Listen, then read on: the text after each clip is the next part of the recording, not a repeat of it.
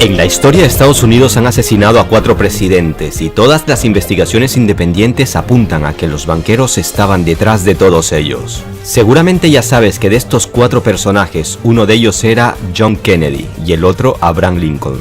Pero, ¿y los otros 2 quiénes son? También deberías preguntarte por qué mataron al candidato presidencial Robert Kennedy cuando encaminaba su destino hacia la Casa Blanca. No te vayas, que ahora te doy detalles basados en hechos y datos que corroboran todo lo que digo.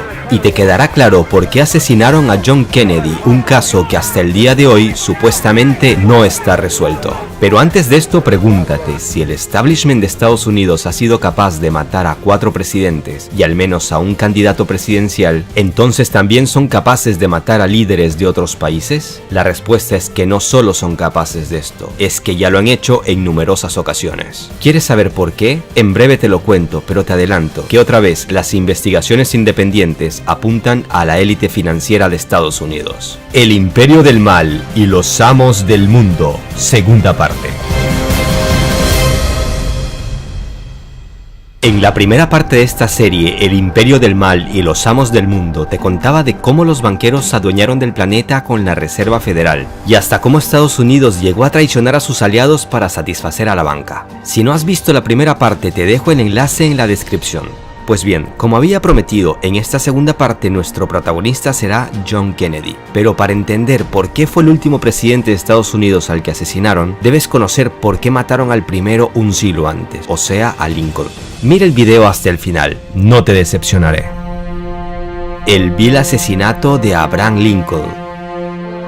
El 14 de abril de 1865, el presidente de Estados Unidos, Abraham Lincoln, recibió un disparo en la cabeza en el Teatro Ford de Washington, D.C. Si bien existe una versión oficial de por qué lo mataron, algunos hechos ocurridos algunos años antes y otros un siglo después indican a que fueron las élites financieras las que organizaron su asesinato. Permíteme recordarte que este presidente fortaleció el gobierno federal y modernizó la economía, algo que no beneficiaba mucho a los banqueros. Y también debes de saber que la guerra civil empezó poco después de que él asumiera el poder, principalmente debido a que quería abolir la esclavitud. Y tenía varios estados esclavistas en contra. En resumen, Lincoln es presidente desde 1861 hasta 1865, año en el que lo matan. La guerra civil de secesión dura desde que Lincoln es presidente hasta unos días antes de su muerte. Y también debes de saber que unos famosos billetes que no agradaban a la banca, llamados greenbacks, se empezaron a emitir desde que Lincoln llegó al poder y dejaron de emitirse justo después de su muerte. ¿No te parece raro todo esto? ¿Es esto una mera casualidad? Pues la verdad, no. Te lo explico. En realidad, el 14 de abril de 1865, el día que mataron a Lincoln, los ciudadanos de Estados Unidos tenían motivos de sobra para sentirse libres y satisfechos, ya que días antes los opositores empezaban a rendir ante el ejército de Estados Unidos. La versión oficial asegura que el autor de este atentado, el actor John Wilkes Booth, lo asesinó porque no estaba de acuerdo con el fin de la guerra y quería reunir tropas para que siguieran la lucha, pero lo cierto es que era un simple peón de la banca. Para entenderlo tenemos que hablar de estos famosos billetes greenbacks. Lincoln quería una moneda libre de intereses y totalmente en manos del Estado, y no de banqueros privados. Sus asperezas con la banca, sumadas a la guerra civil, lo llevaron a crear esta moneda, que aunque no estaba respaldada ni por oro ni por plata, en pocos años logró convertirse en una moneda muy fuerte. Si bien estos billetes sufrieron varias caídas durante la guerra, se empezó a recuperar rápidamente cuando los opositores empezaron a rendirse.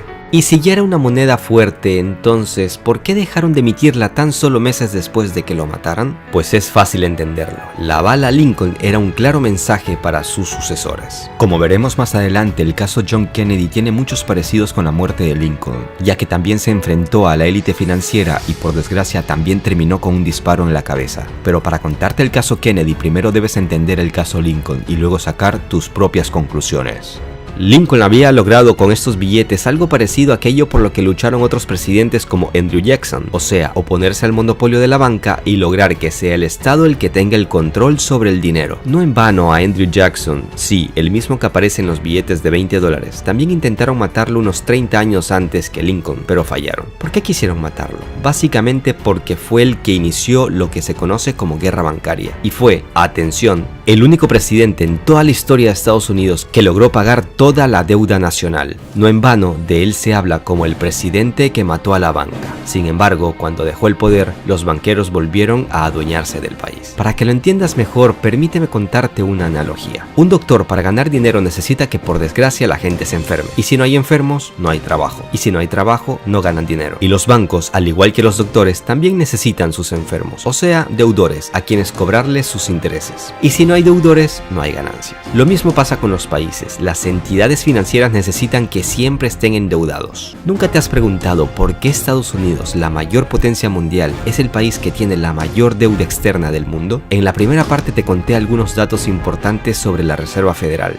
Y en los siguientes capítulos te revelaré cómo funciona el FMI o el Banco Mundial y por qué casi ningún país puede pagar su deuda. Pero volvamos al tema de hoy. Resumamos lo que tenemos. En 1835 casi matan a Andrew Jackson por haber matado a golpe de buenas decisiones a la banca. En 1865 matan a Lincoln por principalmente oponerse a la banca y emitir los greenbacks. En 1881 el presidente James Garfield quiso seguir los pasos de Lincoln y también fue asesinado. No duró ni 7 meses en el poder. Lo irónico del caso fue que los disparos no fueron fatales en sí y Garfield murió porque los doctores le abrieron una de sus heridas para encontrar la bala y finalmente le provocaron una infección y hemorragias internas. ¿Estaban comprados los doctores? No se sabe a ciencia cierta, pero el hecho no deja de ser sospechoso. En 1901 matan al presidente William McKinley durante su segundo mandato. La élite efectuó otra complicada jugada política haciendo aparecer el magnicidio como obra de otro loco suelto. El asesinato ofrecía a la élite varios beneficios, como eliminar un personaje que nunca fue del todo fiel a los planes elitistas. ¿No me digas entonces que quien mató a Kennedy fue el sistema monetario? Pues sí, y los motivos fueron básicamente los mismos. Pero déjame presentarte la mística orden 11-11-0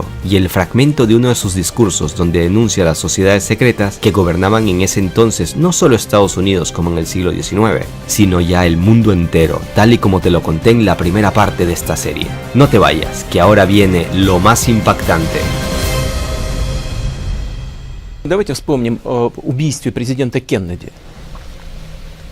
Ведь существует версия, что убийство президента Кеннеди организовали спецслужбы Соединенных Штатов. Но если эта версия верна, а этого исключить нельзя. Los motivos del asesinato de John Kennedy. Como ya sabes ahora, en la historia ha habido varias personalidades importantes que intentaron salvar al mundo de este asqueroso sistema financiero que beneficia a unos pocos y del que te hablé en la primera parte. John Kennedy fue el último presidente de Estados Unidos que plantó cara a los banqueros, en concreto a la Reserva Federal, la cual, como ya sabemos, tomó todo el poder en 1913. En 1963, Kennedy empezó un plan para quitarle a la Reserva Federal su juguete favorito, las máquinas de impresión de dinero. Un decreto presidencial casi desconocido fue firmado por Kennedy el 4 de junio de 1963. Se trataba de la orden número 11-11-0, con la cual básicamente despojaba a la Reserva Federal de su poder para prestar dinero con intereses al gobierno federal de los Estados Unidos. Más de 4.000 millones de dólares en billetes de Estados Unidos entraron en circulación en denominaciones de 2 y 5 dólares. Fíjate en un detalle, los dólares actuales tienen impresa la nota billete de la Reserva Federal y los dólares de Kennedy tenían impresa la nota billete de Estados Unidos. Una gran diferencia, ya que como te expliqué en la primera parte, los bancos de la Reserva Federal prestan dinero al Estado con comisión y con estos billetes de Kennedy se le acababa el negocio. Y es que Kennedy sabía que si los billetes de Estados Unidos avalados en plata circulaban ampliamente, eliminarían la demanda de billetes de la Reserva Federal. El presidente Kennedy fue asesinado meses después de firmar esta orden, en concreto el 22 de noviembre de 1963. ¿Y adivinen qué fue lo primero que hizo el nuevo presidente Lyndon Johnson? Exacto, sacar inmediatamente de circulación los billetes de Estados Unidos. También déjame decirte que nunca circularon los billetes de Estados Unidos de 10 y 20 dólares, que ya estaban impresos cuando Kennedy fue asesinado.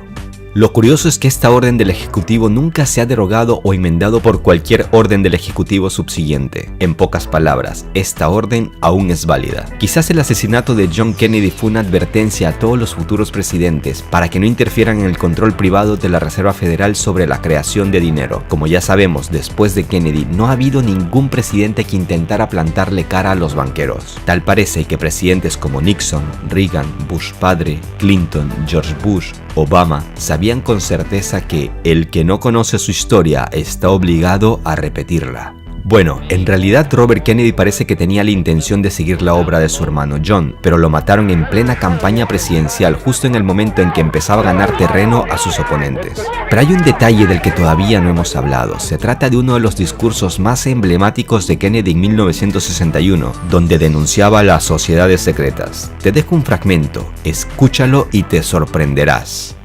Ladies and gentlemen, I want to talk about our common responsibilities in the face of a common danger. The very word secrecy is repugnant in a free and open society, and we are, as a people, inherently and historically opposed to secret societies, to secret oaths, and to secret proceedings. And there is very grave danger that an announced need for increased security will be seized upon by those anxious to expand its meaning to the very limits of official censorship and concealment. For we are opposed around the world by a monolithic and ruthless conspiracy that relies primarily on covert means for expanding its sphere of influence, on infiltration instead of invasion, on subversion instead of elections, on intimidation instead of free choice, on guerrillas by night instead of armies by day. It is a system which has conscripted vast human and material resources into the building of a tightly knit, highly efficient machine that combines military, diplomatic, intelligence, economic, scientific, and political operations. Its preparations are concealed, not published. Its mistakes are buried, not headlined. Its dissenters are silenced, not praised. No expenditure is questioned, no rumor is printed, no secret is revealed. I am not asking your newspapers to support an administration, but I am asking your help in the tremendous task of informing and alerting the American people. And that is why our press was protected by the First Amendment, the only business in America specifically protected by the Constitution, confident that with your help, man will be what he was born to be, free and independent. Desde la Reserva Federal consideraron este discurso y la firma de la Orden 1110 como una traición, ya que según ellos, Kennedy llegó al poder gracias a las influencias de las élites financieras. John Kennedy se convirtió en lo que temían en la Reserva Federal, que un hombre con poder y querido y admirado por millones les derrumbara el reino que habían logrado construir a lo largo de muchas décadas. Ten en cuenta que la élite financiera domina no solo los bancos, sino que tiene fuertes influencias en los servicios de inteligencia de Estados Unidos, como la CIA o el FBI. Además del control de los medios de comunicación. Por eso, la verdad no florece porque es secreto de Estado, y la prensa no te lo cuenta porque no les conviene. Suscríbete al canal para que no te pierdas los siguientes capítulos y dale like al video. Pero espérate, te adelanto lo que se viene.